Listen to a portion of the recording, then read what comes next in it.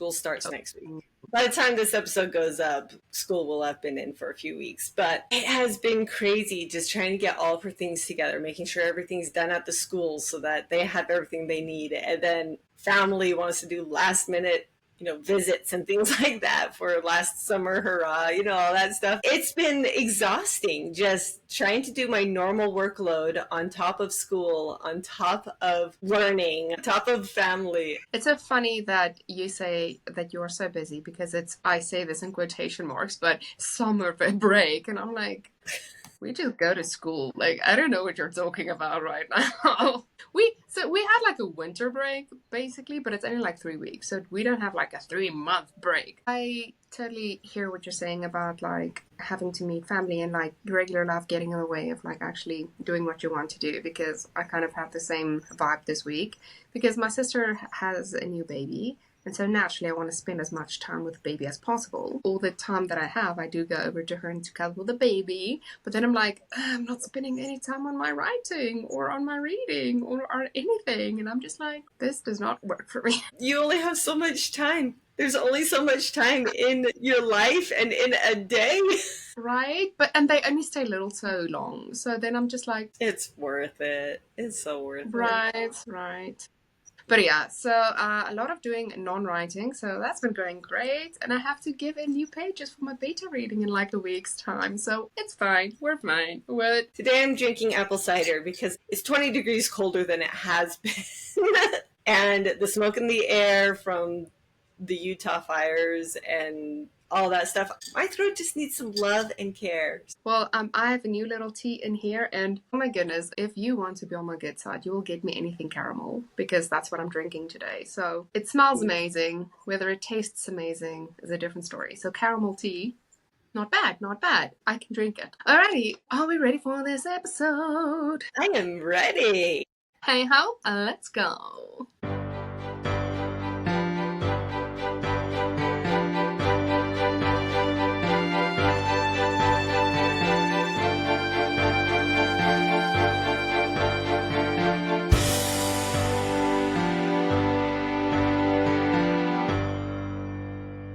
Welcome to Tea and Tales. We are so glad that you are here with us. I'm Madeleine Einel. And I'm Sarah Sampson. We especially want to thank Lorraine Zago Rosenthal and Brett. Thank you for joining us and listening to us and commenting on everything on our social medias. Today we have Darden North joining us. So please welcome author Darden North talking about his new novel, Rooftop.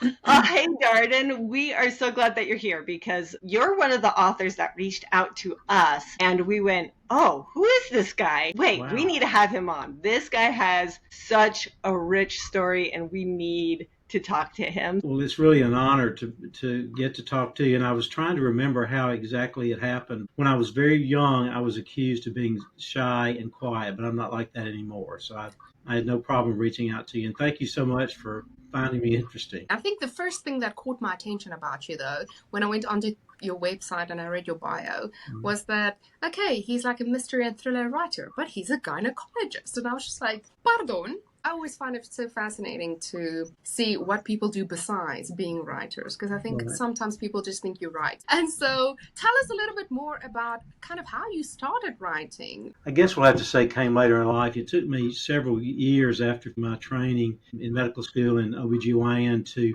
think I could even read for pleasure, because you felt like every minute you needed to be studying or reading a book or a scientific journal or something like that. I was actually the editor of the Ole Miss yearbook in 1978, and my wife edited the year later. That's really how we got to know each other. And the yearbook is called the Ole Miss. That's where the name Ole Miss really comes from, is from the yearbook. And then I did the yearbook 4 years later in medical school, got paid for it, which was great. So that sort of gave me a taste of publishing and seeing your name, in print. I was also the business manager of the yearbook in high school. So I've had a little bit of journalistic exposure as I was going through my, medical school. And then when our kids were older, wasn't helping with homework so much at night, I decided, I think I may try to write a book. And so it took several years to get that first one out. And I was reading a lot of the Mississippi authors that were gaining popularity at the time. And I felt, a physician, a doctor can do this. If a lawyer can do it, a doctor can too. I love how you You so casually say oldness.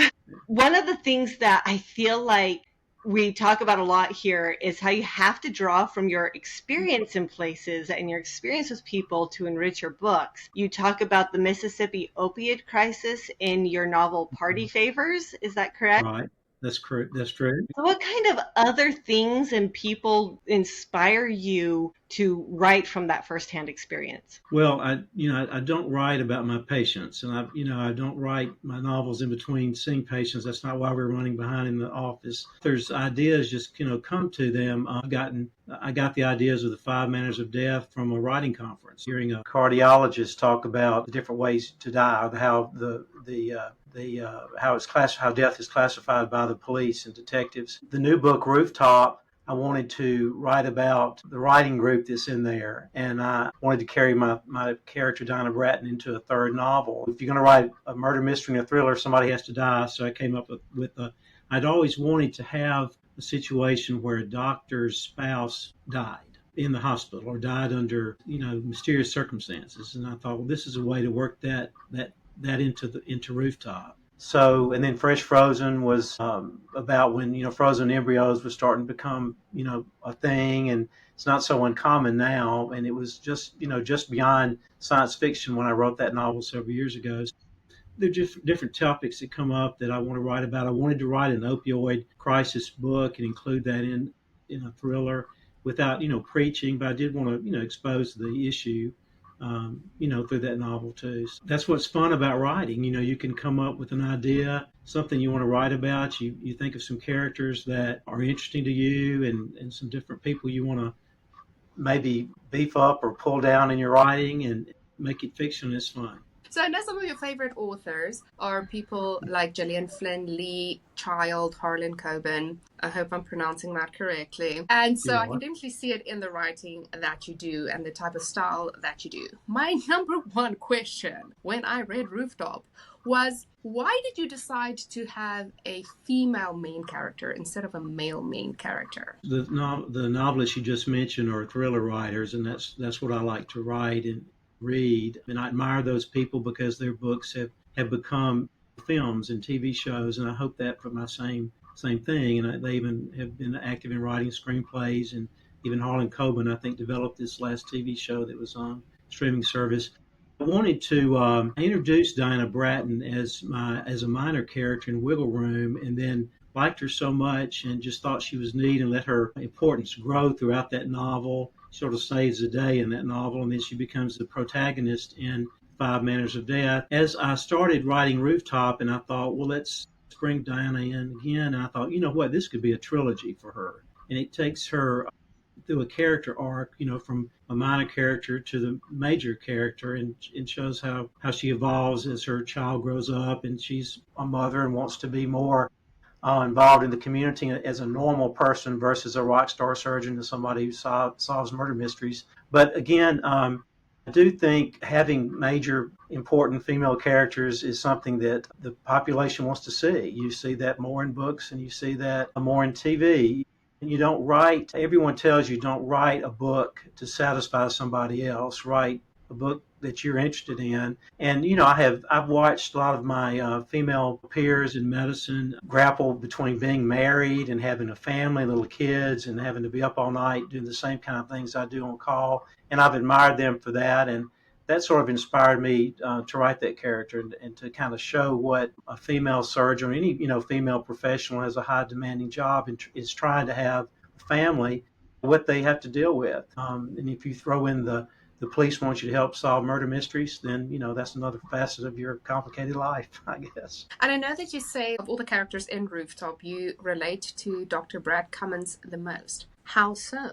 Well, he's the great looking male surgeon. I mean, how would I not relate to him? And he, I'm not kidding, no, but he was the main character in Wiggle Room. I'm a gynecologist. People say I do female characters well. I'm able to write them well, and I think get into their head. But I just, identify with him and his quest to have a strong practice and develop a practice and work hard and, again, try to have a family. I think I identify with him more personally than I do with Diana. I put a little bit of myself in both of them. I love when authors take that risk to put themselves into a character and to write from the perspective of someone like a male writing a female, or for like us when we write our Right. male characters. I do want to go back a little bit to, you talked about doing some journalism when you were in your earlier years. So when did it turn from wanting to do journalism to I want to write fiction and actually publish it? To me, it's a lot more fun to write fiction and make up things that aren't true but could be true. I've had people at book signings say, "Well, I don't read fiction." I'll say, "Well, my fiction is written so well it could be true, so it could be nonfiction." It's just fun to be able to imagine and create and make characters that are larger than life. Maybe imagine yourself a different person, a different sex, or just different person. Somebody looks differently and acts differently and does a wholly different profession. I mean, that's what the art of writing is. So to me, that's more exciting than I think trying to write something that's nonfiction. I've heard other authors say it's harder to write nonfiction. Yeah, because you're having to tell a story true. You have to having to really make everything like it really was. But in fiction, you can certainly make a scenario that sounds like it's just going down a really long road and all the world, everything is lost, and then have a happy ending, and that's you're doing good in a way. So, and I'm not saying I would never try to write historical fiction or nonfiction, but I think I'm happy with what I'm doing right now. You've found your niche. I hope so.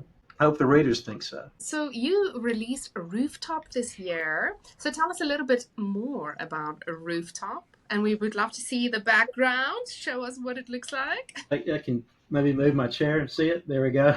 Hey. My little poster there. In Rooftop, the main character is Diana Bratton, who's a rock star surgeon who is surrounded by murder. And she is faced with the dilemma of one of her female partners in the surgery practice. The husband of that female partner is shot from, guess where? A rooftop. And so Diana must decide whether she is going to help the police solve another crime which could possibly involve that partner. And if that partner is found guilty, she will go to possibly death row. Diana will be without a partner. She likes Bonsell Wallace, who's the woman whose husband is shot, but she learns a lot more about Bonsell than she knew as she begins to explore whether Bonsell really was implicated in shooting her husband.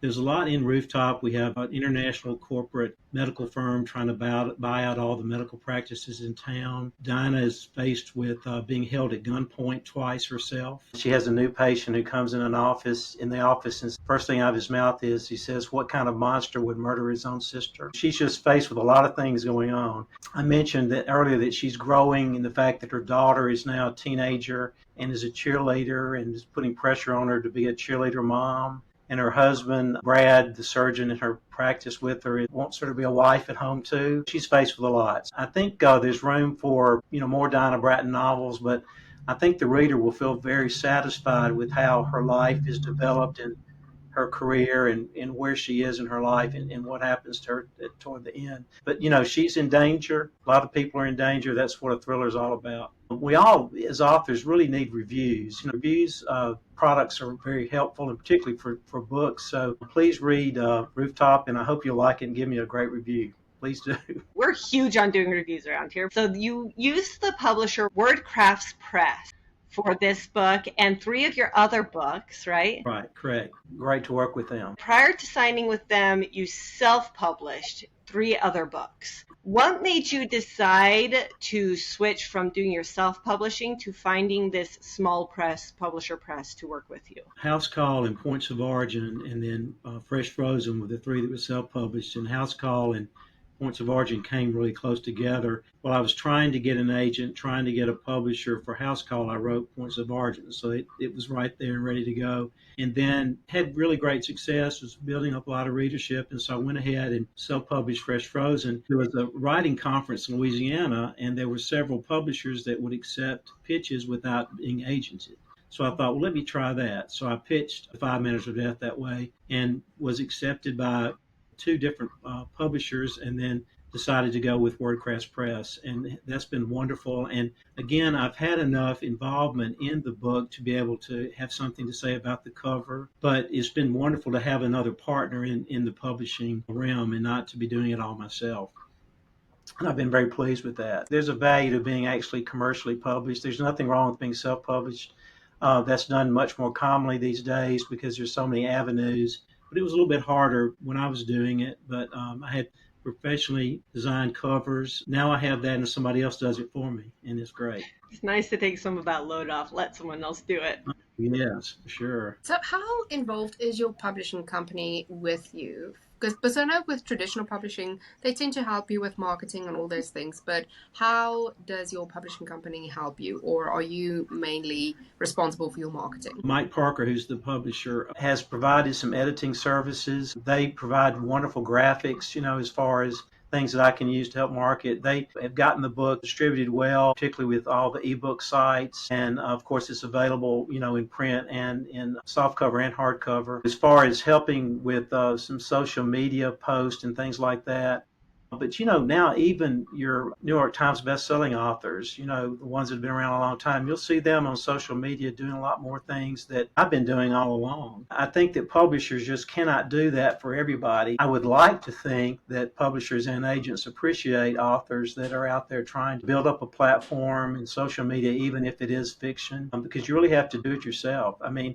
you've got to write a good book, but you got to get people to know about that book too. My publisher, WordPress Press, is very accessible. If I just have things I want to bounce off of Mike, I can. He's very, very accessible. So I would highly recommend anyone considering them. And his publishing company is growing. I mean, they are releasing books all the time. Thrillers were sort of a new thing for them, and I'm glad he took me on. I love seeing publishers expand and grow, and to Yes. be part of that, to grow with them. That's got to be exciting. I believe they were originally more nonfiction, self-help, faith-based books. And I'm very careful with my writing. I mean, if there's a word in there that needs to be there, because if you left it out, it would sound more peculiar than putting it in. I told him, if there's ever anything in here you want me to change, let me know. But that's never been an issue. So I think he's okay with PG-13. It's fine.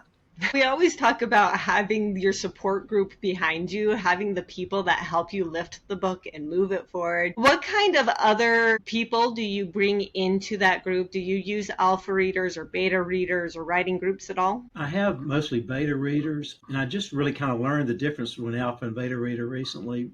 Alpha reader meaning somebody that's more of a literary critic type group, whereas a beta reader, as you know, is someone more maybe in a book club circle or a friend. You don't want your beta readers to be necessarily your mother or your brother and sister. You want a little bit of a separation there. But I do have a group of very loyal beta readers. One particularly, whose name is Betsy, is just always saying, when is the next manuscript coming? And I've had some of them read it once and read it again. One of my partners, Karen, here, has just been wonderful to read my novels. One thing I've learned, though, is to ask them some specific questions that you want to have answered, such as, does the plot make sense to you? Are the characters likable? Were the characters believable? Is there anything did you like the way it ended? Would it be something you wish should be changed? If they find a misspelled word or something here and there, it's always helpful to have that done, but you should have that done. You should have it written as well as you possibly can, as far as without those typos and misspellings,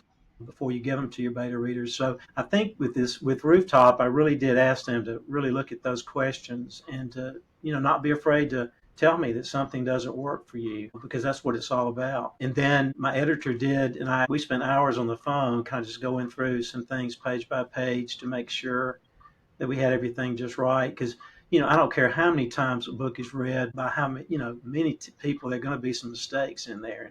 There's always, somebody that finds something, and that's just, great. Yes, and I've welcomed anyone that can help me. Of course, my mother was living. She was a senior English teacher, as is my wife, or my wife doesn't teach anymore. But my mother would say, your books are great, but you're going to have to let somebody else read them besides me. But she was very honest about telling me things like, trust your reader. You're explaining this too much. Reader understands that. Some of my beta readers early on with the first book, House Call, I had a little bit too much medical information in there. They said that's boring. Nobody cares about that, so take that out. Readers out there, do not hesitate to email me through my website if you have any comments about any of my books. I love to hear.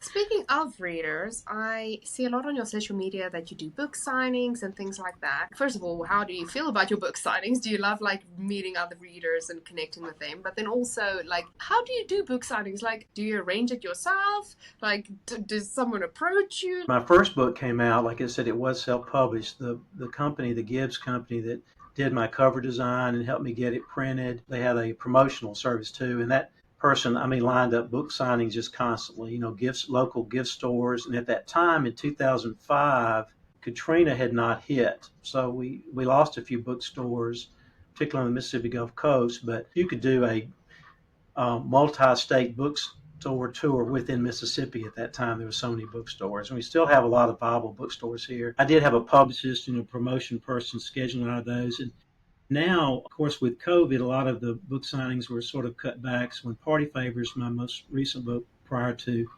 Rooftop, came out, we were just coming out of COVID, so I didn't do a whole lot of book signings. I pretty much just kind of schedule them myself at this point. I get some requests, and I just sort of have a network of places I call. I love book signings. I love to meet readers. I'm not shy. If somebody gets close to the book signing table, they're most likely going to get a book. And a lot of people appreciate that. And, many people have never had a signed book. I say, well, how would you like me to sign it? And they go, I don't know. I've never done this before. And I said, well, what is your name? Let's start there. And I think that's a lot of fun. And I've met a guy at a book signing recently come up and said, I've just moved here. And I said, what do you do? I said, well, I'm in the film industry. And he said, which one of your books would be really adaptable to film? And I said, let's start with Rooftop. Let's try that one. So, you may make some great contacts at these things. You never know. So I do enjoy book signings. I enjoy going to book clubs. I even got to give a presentation at my wife's book club. So I do welcome people to contact me about, book clubs and presentations and things like that.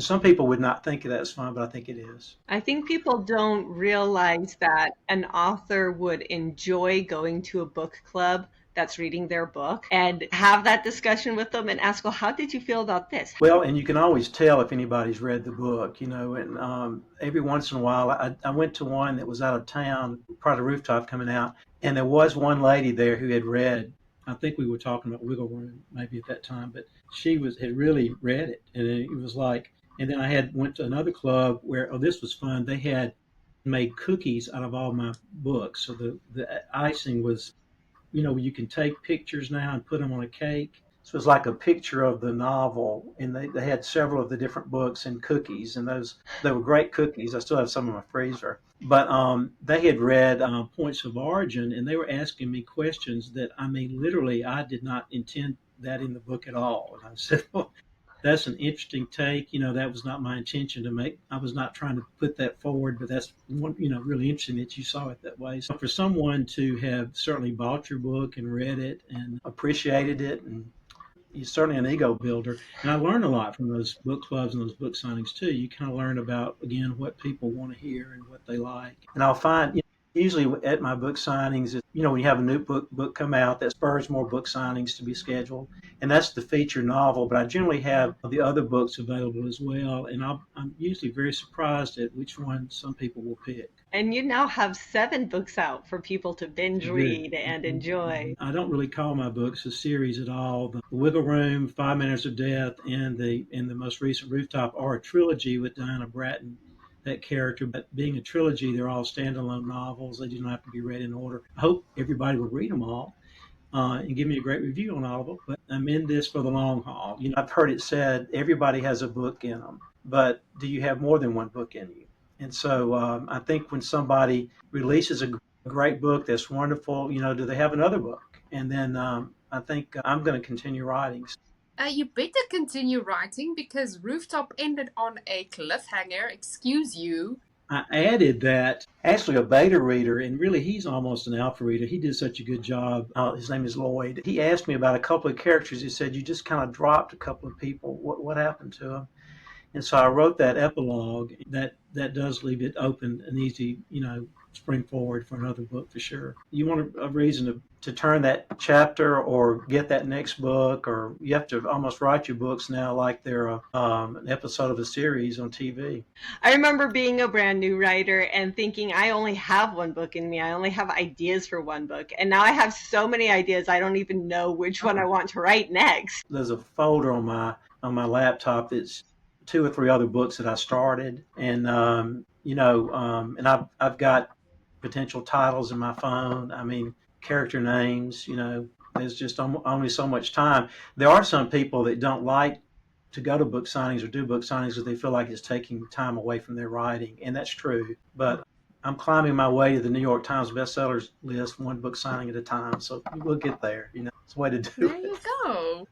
That is a great goal to reach for. I'm loving it. You write your novels in third person, correct? Yes, and I did write points of origin in first person, which I decided was going to be easier, but I'd broken a rule. Did have a local editor read it, and I had sort of shifted in the third person, and she said you can't do that, and I fixed it. But there are people that do that. They write one chapter in first person, one chapter in third person. Basically, I generally write in third person. I think it's easier. For sure. Yeah, and that shift of doing first person to third person is actually starting to become popular if you have one character in first person and your other ones in third person. And one of the things that we found interesting about the way you're writing third person is you tend to have a little bit of omniscience in your third person. Is that something that you do regularly? I may have done that by accident. I'm not sure. You certainly don't want to head hop when you're writing. That's something that you learn. You want to develop your characters as much as you can, and you want your characters to drive the novel. I think that my goal is really for the reader to be able to get into that character's head or that character's body and really feel what's really going on. And so I probably don't want to be that omniscient type person. I've had people say, "What writing style are you trying to emulate?" And I've read a lot of different people, but you hope you develop your own writing style for sure. And I have learned a tremendous amount of writing about how to write going through these 7 books. I majored in zoology at Ole Miss, and then minored in English just because I just had enough hours in English to minor in something. I scored high enough on a test and have to take that as a freshman. I never really had any writing classes. Hopefully you can't see that in the early books, but I've gotten more involved in going to writing workshops, and I've actually shared a little bit about what I've learned in some writing workshops more recently. And I think you're honing your craft and learning and having some credibility to talk about these things too after you've written several books as well. And if I can help somebody and share something I've learned with somebody else, that's great. No, but I love that you say that, because as an author, as a dentist, as a whatever you want to be, never stop learning. I think no matter how many times you write a novel, no matter how many times you do research and stuff like that, I feel every book that you write, every topic that you do research on, every day that you write, you learn something new. Being able to always learn things, and to say I go to workshops, and to say I've just done a masterclass on show versus tell or something like that, I think it's so great, because it just shows you that no matter how good you are as a writer, no matter how many best-selling author novels you've written, you continue to learn the craft. Sure. A lot of times you'll hear famous singers, and they'll say they still go to voice lessons. You have to continue to learn.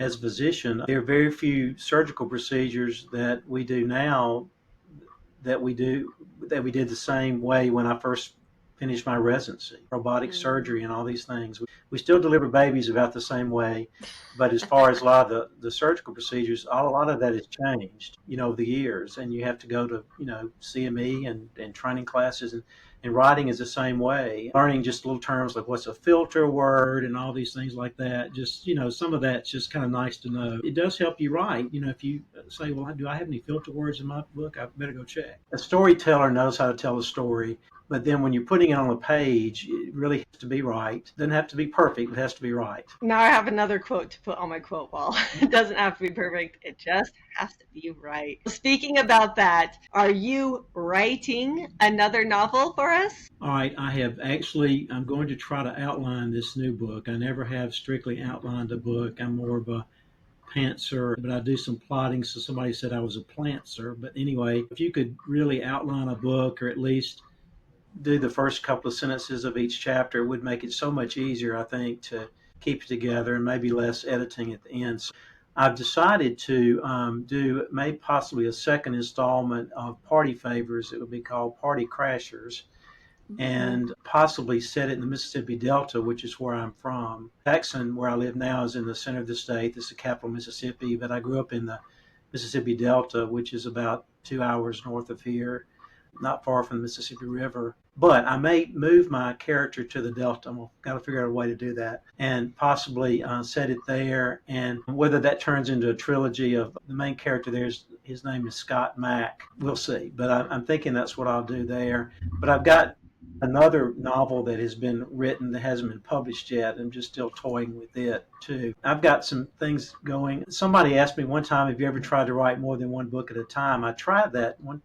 briefly. I think that's a little bit too confusing unless you just hit a dead end and just have to abandon that project temporarily and do something else. And I'm going to try to speed up my writing process more than a new book every 2 or 3 years. Try to get it a little bit faster. But I do work full time as a physician, and have a family and like to travel. So I've got some other things going on too. But yeah, I am working on a new project. I'm also hoping to get the Wiggle Room, 5 Minutes of Death, and Rooftop trilogy on film. I've been working with Talmark Media, independent film company, and so we have the screenplay written for Wiggle Room, and we have interest from the Mississippi Film Office, and we're looking for more investors. If there's anybody out there that would like to invest, that's how you get to be an executive producer on a film, is how you get involved that way. So I'm hoping to make that a reality, and that's fun. That's another thing to think about too. So cool. I hope so. Thank you, Darden, for coming on and talking with us about all of your projects, all of your books, all of the coolness. For our viewers, we will have a link to Rooftop in the bio, as well as links to Darden's social media. If you would like to reach him, most social media networks, it's at Darden North. But then you can also find him on Facebook at Darden North Author and just Darden North. So we'll have all those links in the bio as well. Super. And please go to my website and sign up for my newsletter. I love to hear from people. I don't send out news, but when there's news, and it's maybe once a year. Thank y'all again for having me. I've really enjoyed being here. Thank you. This makes writing fun, is getting to talk to fun people like you. And you read the book and you know about the book already, and that's what's great. Thank y'all so much for having me. I really enjoyed being here. We like to keep it short here on Tea and Tales. Get your fingers back on the keyboard and your pens back on paper. And if you love what we are doing here and you love the guests that we have on and the topics that we are discussing, go follow us on Instagram, Facebook, and Threads at Tea and Tales Podcast, and on Twitter/X and TikTok at Podcast Tea Tales. And go comment and share and like. Tell us which authors you would like to have on our podcast and which topics you would like us to discuss, and then you can help us to go up to the top. Happy writing! Bye.